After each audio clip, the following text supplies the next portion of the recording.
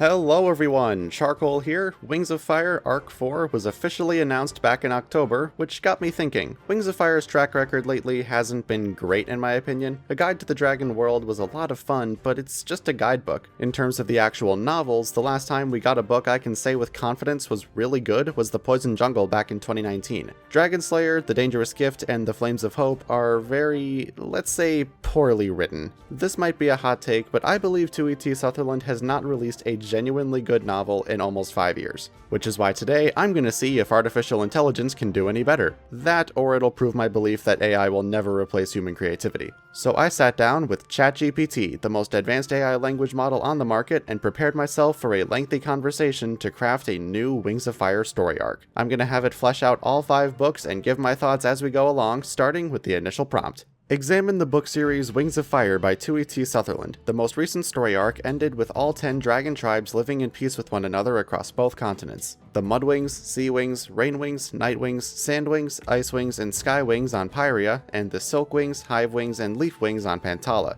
Your task is to outline a brand new story arc. Come up with 5 separate books, and for each one, make sure to include a protagonist. This can be an existing character or a new one you make up. Include their name and tribe. If it's a new character, don't use existing names. And a detailed plot summary. What is the conflict of the book? What is our protagonist's character arc? How do they interact with the other characters? Do we learn any new lore or other details about the world? And if so, what? How does it end? Each book can have their own smaller story, but all 5 must be connected to each other with an overarching narrative. Conflicts, antagonists, supporting cast, and any new world-building details are entirely up to you. Let's see if you can do better than Sutherland. Book 1. Flames of Discord. As Pyrrhia enjoys an era of peace, Blaze, the young and charismatic Skywing, rises to power within the Skywing tribe. His vision is to unite all dragon tribes under the banner of the Skywings, bringing order and prosperity. However, his methods involve manipulation and force, causing unrest among the other tribes. The Council of Queens fears the return of war, and tensions rise as Blaze's influence spreads. As Blaze struggles with the consequences of his actions, he discovers an ancient prophecy that foretells the rise of a dragon who will either bring unity or destruction to Pyrrhia. Throughout the book, Blaze interacts with representatives from each tribe, facing opposition from a group of rebels who believe in the autonomy of each tribe. The conflict escalates, revealing hidden alliances and old grudges. Blaze's character arc revolves around realizing the importance of diversity and individuality, learning that unity doesn't mean erasing differences. The book ends with a cliffhanger as Blaze faces a moral dilemma that could shape the fate of Pyrrhia. Book 2. Whispers of Shadows. As tensions rise, Luna, a Nightwing, discovers a mysterious power to communicate with the spirits of long-dead dragons. The spirits reveal a forgotten history that connects all dragon tribes and warns of an imminent threat. Luna embarks on a journey to seek guidance from the spirits, uncovering hidden secrets and ancient prophecies. Throughout the book, Luna encounters representatives from each tribe, forming an unlikely alliance to decipher the cryptic messages from the spirits. The conflict deepens as a shadowy force manipulates Blaze's ambitions, threatening the fragile peace. Luna's character arc revolves around embracing her unique abilities and learning to trust others, even those from rival tribes. The book ends with Luna facing a vision of a catastrophic event that could plunge Pyrrhia into chaos. Book 3. Tides of Betrayal. As the dragon tribes teeter on the brink of war, Coral, a Seawing princess, discovers a plot within her own tribe to sabotage the peace efforts. Faced with the choice of loyalty or the greater good, Coral must navigate political intrigue and uncover the conspirators threatening the fragile alliance. Throughout the book, Coral forms alliances with dragons from various tribes, including Blaze and Luna. The conflict escalates as hidden agendas are revealed, and Coral's character arc revolves around challenging the traditional values of her tribe and forging a new path for the Seawings. The book ends with a shocking betrayal that jeopardizes the unity of the dragon tribes. Book 4. Sands of Destiny. As war looms, Mirage, a Sandwing scholar, uncovers an ancient prophecy that hints at a solution to the growing conflict. Pursued by enemies and facing internal strife within the Sandwing tribe, Mirage embarks on a quest to find the mythical artifact that could save Pyrrhia from destruction. Throughout the book, Mirage teams up with dragons from different tribes, including Blaze, Luna, and Coral. The conflict intensifies as they face trials, confront ancient guardians, and decipher cryptic clues. Mirage's character arc revolves around overcoming self-doubt and realizing the importance of teamwork.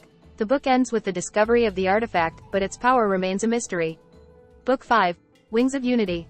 As the dragon tribes stand on the brink of war, Harmony, a Silkwing with unique empathetic abilities, is chosen by the spirits to wield the ancient artifact. Guided by Luna, Blaze, Coral, and Mirage, Harmony must bring the dragon tribes together to unlock the artifact's true power. Throughout the book, Harmony faces challenges from those who seek to exploit the artifact for their own gain. The conflict reaches its climax as the dragon tribes unite against a common enemy, forcing them to confront their prejudices and fears. Harmony's character arc revolves around finding strength in vulnerability and healing the emotional wounds that threaten to tear Pyrrhia apart. The series concludes with the dragon tribes embracing a new era of cooperation, understanding, and unity, with Harmony as a symbol of hope for the future.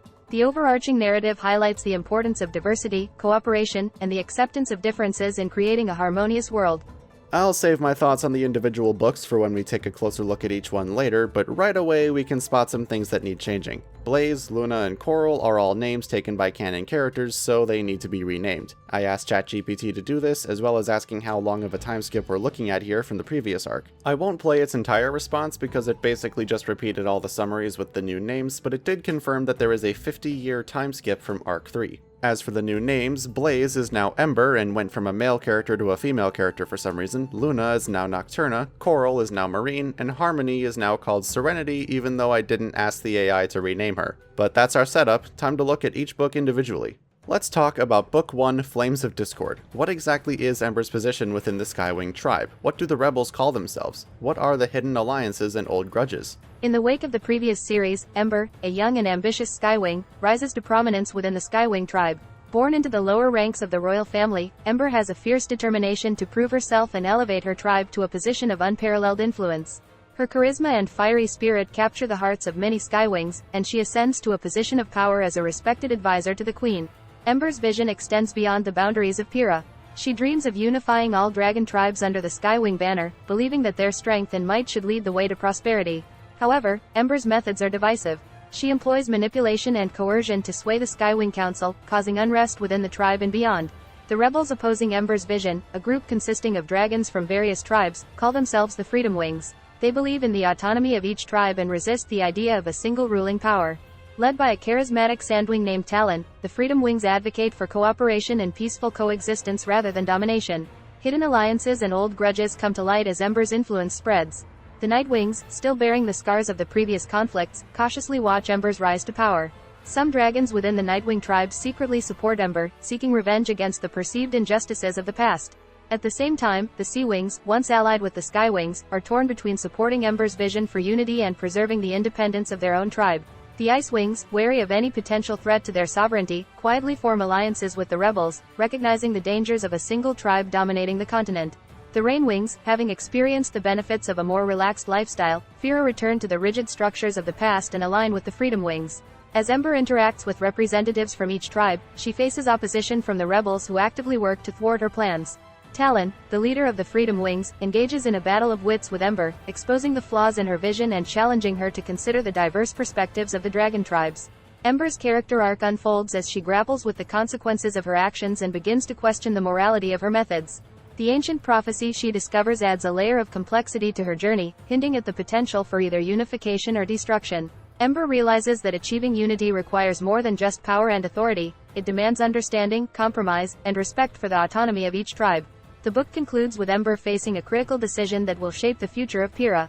As she stands on the precipice, the dragon tribes hold their collective breath, uncertain of the path that Ember will choose and the consequences it will bring. The flames of discord, ignited by Ember's ambitions, flicker on the horizon, casting shadows over the fragile peace that has held for decades. Gotta say, not a bad start. I don't get why the AI seems to think the Sea Wings and Sky Wings used to be allies unless there was some other war that happened in the 50-year time gap. That and the names here. The Freedom Wings, Talon, way too basic.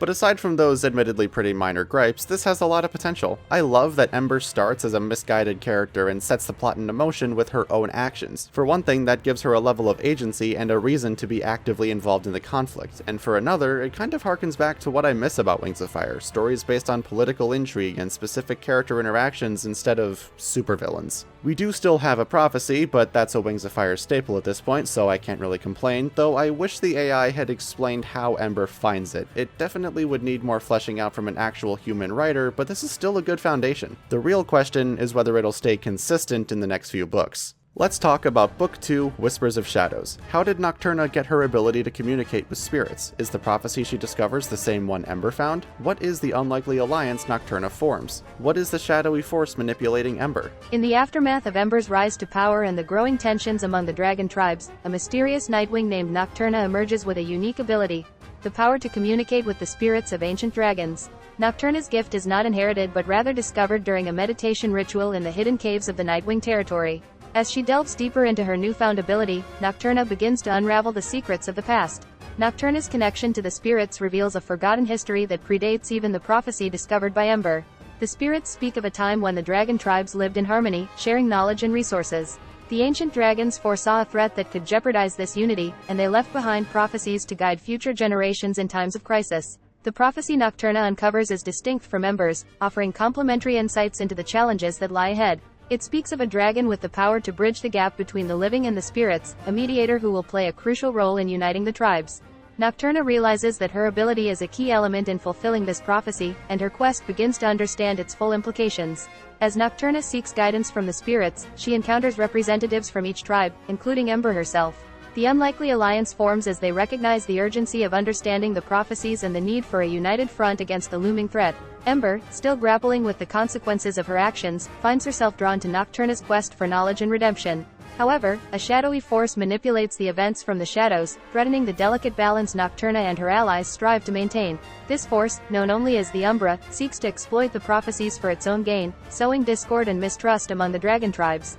The Umbra is an ancient entity that feeds on chaos and thrives on division, and its influence reaches even into the heart of the Skywing Palace. The conflict escalates as Nocturna, Ember, and their allies confront the machinations of the Umbra. Nocturna's character arc revolves around mastering her ability, navigating the treacherous landscape of spirits and prophecies, and learning to trust her newfound allies. Ember, in turn, faces the challenge of discerning friend from foe, as the shadowy force tests the limits of her leadership. The book concludes with a revelation that the Umbra's true nature is intertwined with the forgotten history of Pyrrhia, raising questions about the origin of prophecies, the motivations of ancient dragons, and the fate of the dragon tribes. The dragon tribes stand at the crossroads of destiny, with the whispers of shadows foreshadowing the challenges and choices that will shape their future.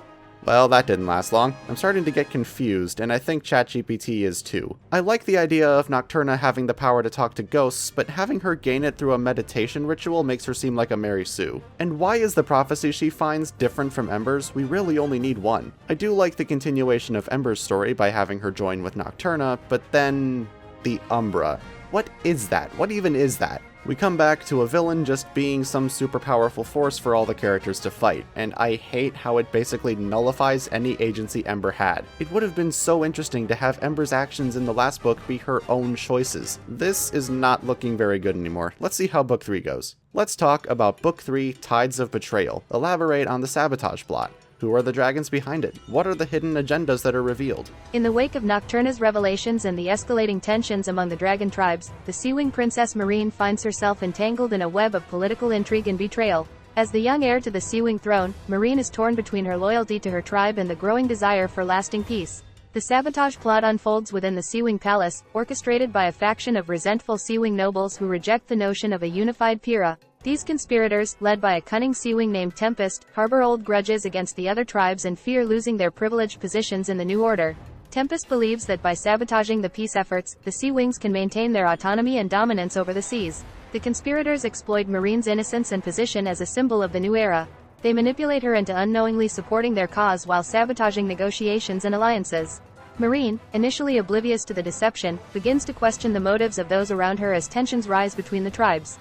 As the plot unfolds, hidden agendas are revealed, exposing the true nature of the sabotage. The Ice Wings, wary of a potential alliance between the Sea Wings and the Sky Wings, covertly support the conspirators to maintain the status quo. The Rain Wings, sensing an opportunity to regain their lost territories, secretly collaborate with the rebels, fueling the flames of discord. Marine's character arc revolves around navigating the treacherous waters of palace politics, learning to discern between genuine allies and those with ulterior motives. As she uncovers the conspiracy, Marine faces the difficult choice of confronting the traitors within her own tribe or risking the collapse of the fragile peace. The Seawing Princess struggles with the weight of her responsibility, torn between her love for her tribe and the vision of a harmonious Pyrrhia. The conflict intensifies as Marine forms unexpected alliances with dragons from different tribes, including Ember, Nocturna, and Mirage. Together, they work to expose the sabotage and prevent the unraveling of the peace they've fought so hard to achieve. Marine's journey becomes a quest for redemption and self-discovery, as she grapples with the consequences of her unwitting involvement in the conspiracy. The book concludes with a shocking revelation: Tempest and the conspirators were not acting alone. A mysterious figure, known only as the Puppet Master, lurks in the shadows, pulling the strings to further their own enigmatic agenda. The tides of betrayal leave the dragon tribes on the brink of war once again, with the true mastermind behind the sabotage poised to unleash chaos upon Pyrrhia. We're just gonna ignore the fact that Tempest is a name taken by a canon character. I had to read this summary a few times to really grasp it. I think what's happened so far is that Ember advocated for the Skywings to unite every tribe, causing tensions to rise as some supported her idea and others didn't. But now that Ember's realized the consequences of her actions and had a change of heart, peace negotiations are going on now, but this faction led by Tempest, despite wanting the tribes to stay separate, wants a war to happen anyway for their own benefit. My only question is why? The AI does not make clear what their goals are or what they stand to gain from a war when the world was already mostly stable before this story kicked off. And then there's the Puppet Master. Again, some formless entity of chaos. Why make a new character when the Umbra thing from the last book was right there? This is getting confusing. I just hope I can wrap my head around whatever comes next. Let's talk about Book 4, Sands of Destiny. Is the prophecy Mirage finds the same as either of the prophecies found by Ember or Nocturna? What is the internal strife within the Sandwing tribe? What exactly is the mythical artifact? What are the ancient guardians and cryptic clues? Do the Umbra or the Puppet Master do anything more? As the dragon tribes grapple with political machinations and the ever-looming threat, Mirage, a clever Sandwing scholar, takes center stage in the unfolding drama. She stumbles upon a prophecy that predates both Ember's and Nocturna's, hidden within the ancient scrolls of the Sandwing archives. This prophecy foretells the discovery of a mythical artifact that holds the key to restoring balance and unity among the dragon tribes. Mirage's prophecy weaves a tale of a dragon with the power to decipher cryptic clues, unlock ancient knowledge, and harness the dormant magic within the artifact. Mirage realizes that she is the dragon mentioned in the prophecy, chosen by fate to embark on a perilous quest to locate the mythical artifact. However, the Sandwing tribe is in the midst of internal strife. The ancient rivalry between the ruling families resurfaces as they vie for control over the Sandwing throne. Mirage, caught in the midst of this power struggle, must navigate the treacherous political landscape to secure the support needed for her quest. The internal conflict within the Sandwing tribe becomes a microcosm of the broader struggles facing all dragon tribes. The mythical artifact, known as the Celestial Prism, is said to be a crystalline structure infused with the elemental magic of each dragon tribe. It has the power to amplify and harmonize the unique abilities of each tribe, serving as a beacon of unity. However, the location of the Celestial Prism is shrouded in mystery, and Mirage must follow a series of cryptic clues scattered across Pyrrhia to unlock its secrets. As Mirage embarks on her quest, she encounters ancient guardians, mythical creatures that have protected the artifact for centuries. These guardians challenge Mirage, testing her wisdom, courage, and understanding of the dragon tribe's diverse cultures. Each encounter reveals a fragment of the Celestial Prism's history and the role it could play in shaping the destiny of Pyrrhia. Meanwhile, the Umbra and the Puppet Master continue their shadowy manipulations. The Umbra, drawn to the potential chaos the artifact could unleash, subtly influences the ancient guardians to hinder Mirage's progress. The Puppet Master, recognizing the threat posed by the Celestial Prism to their enigmatic agenda, plants seeds of doubt and deception among Mirage's allies, sowing discord in their ranks. Mirage's character arc revolves around overcoming self-doubt, deciphering the cryptic clues, and uniting the dragon tribes in pursuit of a common goal. As Mirage and her diverse group of allies from previous books face challenges, betrayal, and revelations, they inch closer to unlocking the secrets of the Celestial Prism. The book concludes with Mirage standing before the entrance to the Prism's hidden chamber, poised on the brink of a discovery that could either save Pyrrhia from impending doom or plunge it into an even deeper abyss of chaos. The sands of destiny have shifted, and the dragon tribes await the outcome of Mirage's quest with bated breath. This is a bit better, I guess. It's a more self-contained story, so it's a lot easier to grasp, but that comes at the cost of the other three protagonists so far not being in it at all. Mirage is just doing her own thing while the other three books are happening, I guess. And the actual powers of the Celestial Prism are incredibly vague. This is just the most cliché MacGuffin story ever. I like the inclusion of different families of Sandwings butting heads for leadership, because you can't deny they have a bit of a history with that, but the rest of it is so boring. Even when I try to prompt the AI into explaining what the Umbra or the Puppet Master actually are, we still get basically nothing. It's created so many different plots at this point that I'm almost scared to see how it tries to tie everything together at the end. Let's talk about Book 5, Wings of Unity. What are Serenity's unique empathetic abilities? Who and what are the spirits who choose her? Do Ember, Nocturna, and Marine meet up with Mirage at all, and does Serenity meet them? What exactly is the Celestial Prism's true power? Who is the common enemy? Is it the Umbra, the Puppet Master, or both? Speaking of which, who and what are the Umbra and Puppet Master exactly? Every plot thread throughout the story arc should be brought to a conclusive end in this book. In the climactic conclusion to the Dragon Tribe's saga, Serenity, a Silkwing with unique empathetic abilities, takes center stage. Serenity's powers allow her to sense and heal emotional wounds, fostering understanding and harmony among dragons. Chosen by ancient spirits known as the Harmonizers, Serenity is tasked with wielding the power of the Celestial Prism to unite the dragon tribes and heal the scars of the past. As Serenity embarks on her journey, she encounters the other protagonists from the previous books, Ember, Nocturna, Marine, and Mirage. The meeting is orchestrated by the spirits, who recognize that each dragon represents a different aspect of Pyrrhia's diverse cultures and experiences. Together, they form an alliance born out of necessity, setting aside their differences to face a common enemy threatening the fragile peace they've fought to achieve. The Celestial Prism's true power is revealed as Serenity learns to channel the elemental magic of each tribe through her empathetic abilities. The prism has the ability to create a harmonious energy field that not only enhances the natural strengths of each tribe but also fosters a deep understanding and empathy among dragons. It becomes a symbol of unity, transcending the divisions that have plagued Pyrrhia for centuries. However, a common enemy emerges, a fusion of the Umbra and the Puppet Master, two ancient entities with their own mysterious agendas. The Umbra, a shadowy force that thrives on chaos, and the Puppet Master, a manipulator of destinies, have merged into a formidable adversary seeking to exploit the unrest caused by the dragon tribe's unity.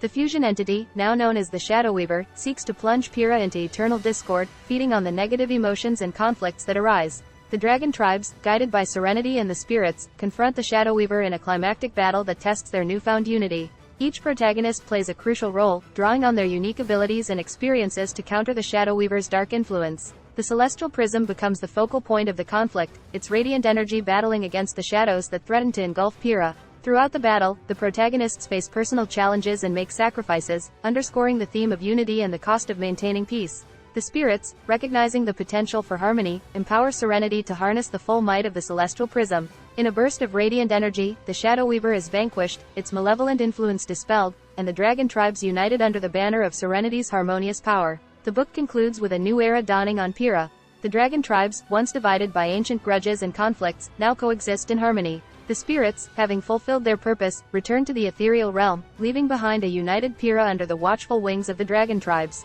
As the protagonists part ways, their destinies forever intertwined by the events they've faced, the dragon tribes stand united, embracing the wings of unity that soar above the land. The overarching narrative reaches its conclusive end, offering a hopeful vision for the future and a testament to the power of unity in the face of darkness. I don't know what I was expecting, or what to say. Having representatives from each tribe, that's just book 15. A wave of empathy to get everyone to stop fighting, that's just book 10. And like everything else here, it is frustratingly vague. How did Serenity get her empathy powers? Why does ChatGPT act like the tribes haven't been nice to each other for decades, if not centuries, when they were literally doing that right up until the first book of this arc started? What the f*** are the Umbra and Puppet Master? It still hasn't told me. Actually, you know what?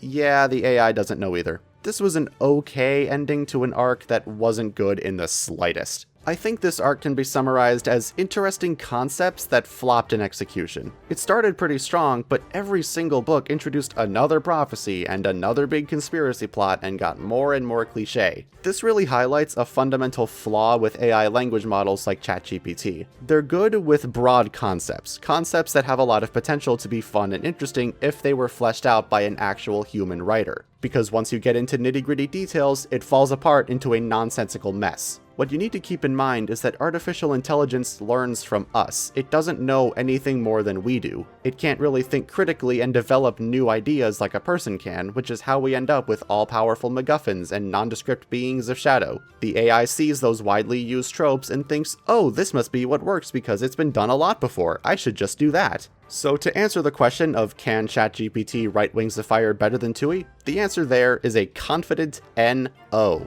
If this is what we get when the real fourth arc eventually rolls around, I would not hesitate to call it the worst of the series. I'll admit AI has its uses, but replacing human creativity is not one of them. Before I go, I have some big Wings of Fire news. Many of you may remember a few years back when it was announced that Warner Bros. And Netflix were producing a Wings of Fire TV series based on the books, only for Netflix to pull the plug on it in May 2022. Well, I'm happy to announce Amazon has picked the series back up as confirmed by Tui herself on Instagram. They have to start all over from square one, so I'm guessing we won't see anything until late next year at the absolute earliest, but the confirmation that it's finally happening again is still great. But anyway, that's all I've got for now. Thank you for visiting Charcoal's Den, and I'll see you all in the next video.